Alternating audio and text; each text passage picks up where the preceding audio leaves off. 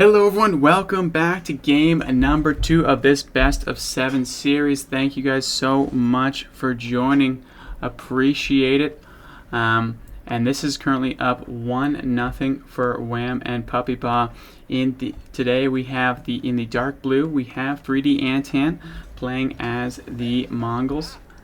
Down below, and his partner in crime will be Magic today, playing as Zushi's Legacy in the teal. Puppypaw across the way is playing as the yellow, as the Malians, and then his Canadian partner will be Wam, playing as the Mongols as well.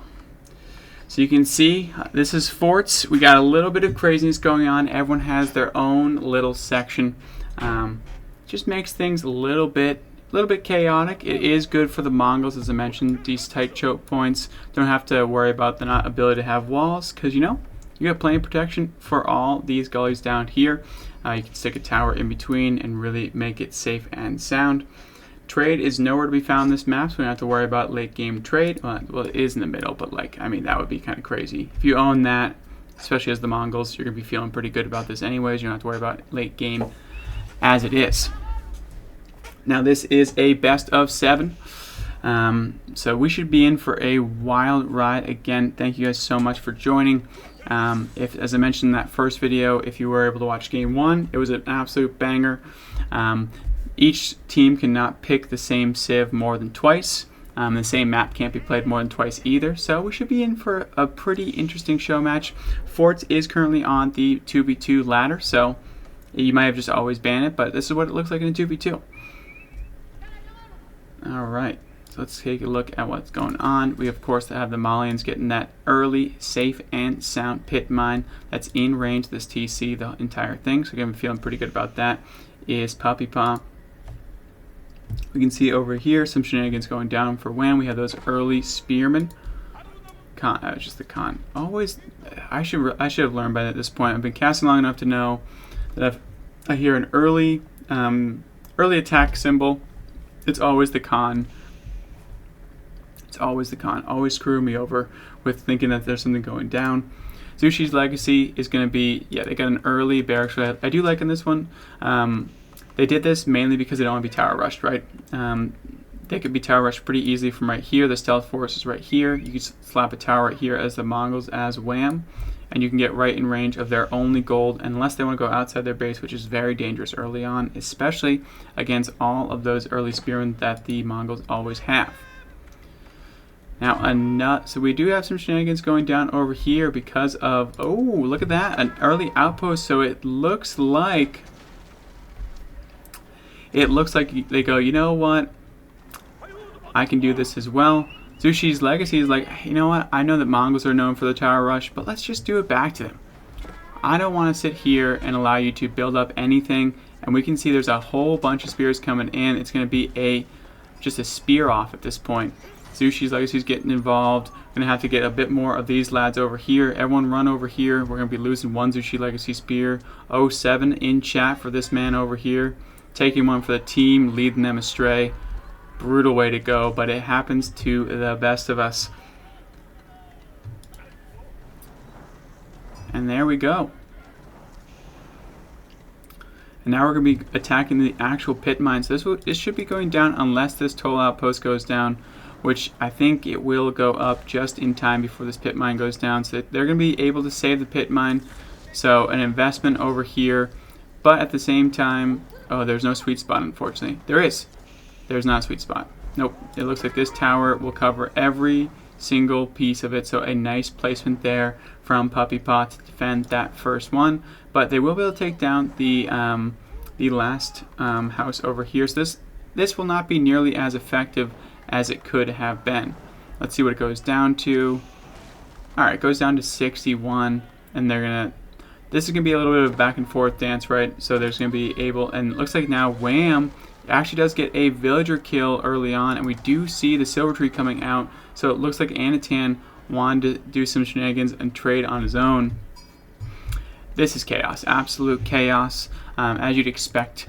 And I said that we probably wouldn't see trade, but they called me a liar. They wanted to show me that it was indeed possible to trade in this map. So, you know, always keeping everything on your toes. Now they're gonna have to back these off. Well, remember, Hillberries, Mongols can't really wall. So that yes, you could have your partner wall off, but it would be a heavy investment for your partner, and they could just go in from another side because there is 4 different pieces of it. So this is why there's so much shenanigans on this map all the time. Now we do see that this was upgraded to a more an upgraded tower, upgraded outpost, so it's going to be able to shoot without really anyone inside. This outpost has not been upgraded at all, and we still see some shenanigans going down over here for from Wam on Anotand. Now we could. Ooh. There we go. Thank you so much for the follow. Appreciate that. Oh, okay. Hold on, mouse. There we go. Mouse got a little bit sticky there on the keys for a second. This is going to be an ambitious outpost. No way that's going to be going down. When I'm saying, hey, you got to wait and stop there. No, thank you for another follow. Appreciate that.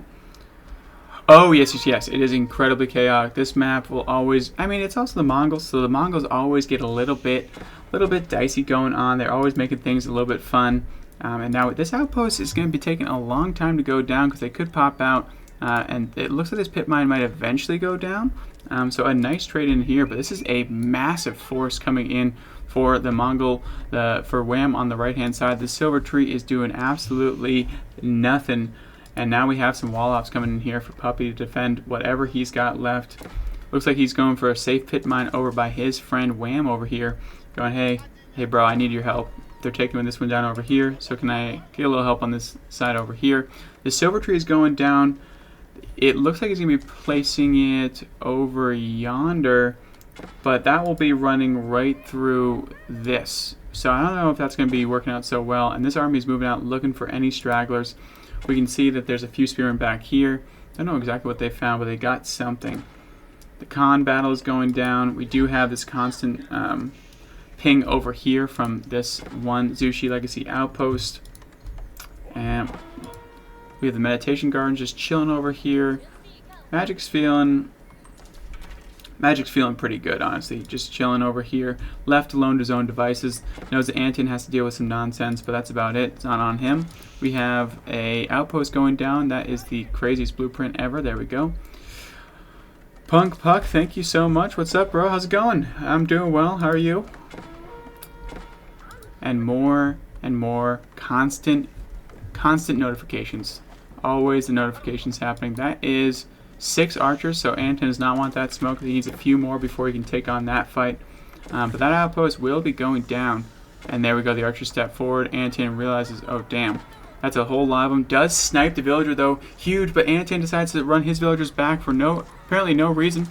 But that villager will be going down as well. And Anotand snipes them out. 2 villagers gone down. And now the TC's getting involved on those spearmen and making a light work of it. You can see the Khan decide to throw up that vision and absolutely peppered those units in the backhand side. This tower is not going to be going down, so a nice save there from Anotand. This top one over here will be, and a lot of just so much going down over here. It looks like this also this is going to be stopped over here from Wam, so some shenanigans going down, trying to trade, and Anotand is not finding his way out. This one archer was sent out to see, just to scope out things. Not looking too good. Now we do see some Keshiks over here from Anotand trying to find some counter raiding onto Wam. Wam is spending a lot of resources to try to put up this tower over here. No one has come over here. Is there a villager in here? There is not, so it's not going to be going down just yet. This con actually might be going down. It does go down. That's actually a big pickup there for Anotand. This one will go to the blue team. I'm not sure. I don't know. That's pretty much. This is the Malians over here. They're a different breed, so you never know. It is anyone's game at this point. We finally have some trade going down, and it looks like the market over here was put up. Zushi is age 3. They are left alone, so you never know. They aren't the old Zushi though, so they aren't as good as they once were. That outpost has finally gone down. The good news, though, is that Anotand has kind of eradicated this force and can move over to this one if he takes down this. But Anotand's going to need some help from his friend, the Zhu Shi, quite soon. Now we do see a Lancer over here coming in, trying to find a little bit of harass here and there, but not doing too much. Now this is a pretty scary looking army for the Mongol player. Wam is looking pretty strong at this point. A lot of villagers that he could find. I will say this would look a lot worse if Anotand was not able to snipe those those two villagers at the beginning. This would look a whole lot different. It is funny though, they aren't moving into the trade line, so they stopped the trade from going down, and then Anotand decided to trade anyways, which is a pretty risky trade, but it's getting some pretty good value, 80 gold a piece each way. So really feeling pretty good about this one, and it looks like Zhu Shi is here to save the day. We do have one Keshik, but not going to be enough, and this army is out of position, so it will be going down on this front. And with the backup of these Mongol archers, it's going to be able to clean up city. There we go. Boom, boom, boom. Taken down. Anotand now has access to gold again. Feeling good at this time. They could eradicate this little army, but it doesn't look like they're going to be doing that just yet. Anotand might actually step in and take down one. Nope, does not decide to do that. There is a trying to capture point from one of those Shaolin monks in the middle of the map by Magic. And yeah, Zhu Shi Legacy has just been left alone. So it does have 2 relics already. A few more could be picked up in the backhand side. A very heavy Lancer, heavy composition so far. And this tower does absolutely nothing to Lancers. They got that. They don't even have +1 yet, but that doesn't matter because that is not going to be nearly enough. And we can see that Wam's also moving in the front hand side, trying to take some damage. But they will be completely killing off this backhand side. So Anotand can now move his villagers safe and sound to the back on some of these berries, can pick up these trees, and now they can focus back on the front. Puppypaw is now into Castle Age, so we have 2 into Castle Age. Looks like we're moving out a little bit to get some extra deer over here, and we're feeling pretty good. We have the cow boom, the Grand Corral going down for Puppypaw, so he's gonna be feeling pretty content with his econ at the current moment. This one Keshik will be going down. Musafadis are gonna be slaying that one pretty quickly. And now we have an archer mass moving out for Anotand towards the Wam base. We do have 14 archers and 15, so it would be a bit of a stalemate, but if they started to shoot those spearmen, these would have a little bit more. Shaolin Mark's going to find out quickly that there's a large force over here. Hey guys, by the way, large force, just to let you know. But this is the Zhu Shi players here as well, so this is going to be a very nice trade here for Magic and Anotand, cleaning up all of these spears, which is not what you want to be seeing if you're facing this many Lancers. Now we did actually see in one of my past casted games this exact build from Puppypaw as a Zhu Shi Legacy. We can see the Keshiks are now cleaning up the entire trade line on the backhand side, but they do have to deal with a pretty sizable force that's going to be diving them. And look at, there's only 2 spearmen here, and they're going to be quickly evaporated by this back end line. And now, do they have +1? They still don't have any +1 yet, but now they're into the villagers, and they're starting to cut down as many as they possibly can.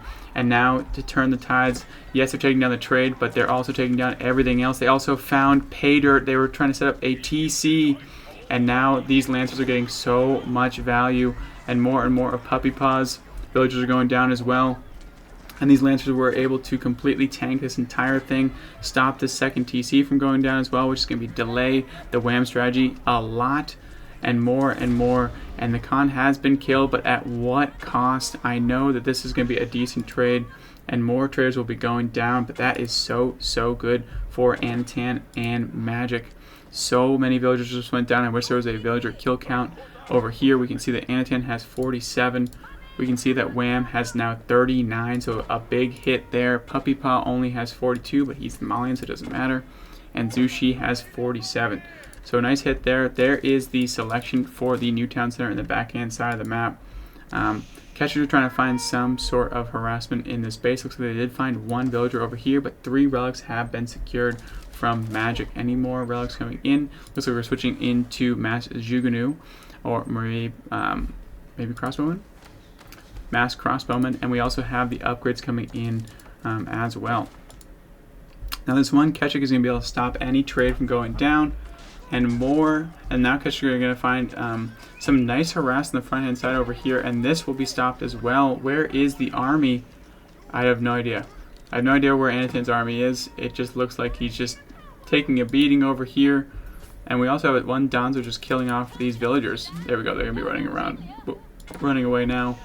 But now the Malians are kicking into full gear. Sofas with all that hardened armor. We have the furniture running rampant around the map. And now we also have, we just have chaos everywhere, right? We're out of deer now, so we're going to have to find a new deer pack somewhere. Someone's going to have to help us somewhere. We're running out of resources. It's a bit crazy. And like I said, this one Keshik is causing so much damage. It's stopping any trade from going down at possible. And they're trying their best to set things up. And now the Sofas are going to be running into a lot of crossbowmen. But you can see they're technically not armored units. So they do get taken down quite quickly, but you can see that Keshik is getting so much value in the backhand side. More Keshiks are finding more value. The Shaolin Monk is going down.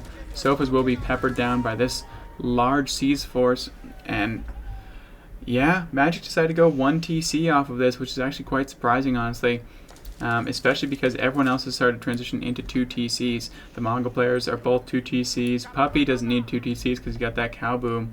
But Magic is the only one riding right now with the 1 TC. He does have a bunch of relics, so maybe that plays a role in his decision-making process on that front. But Magic's also the GOAT, so we're not going to question it too much, you know.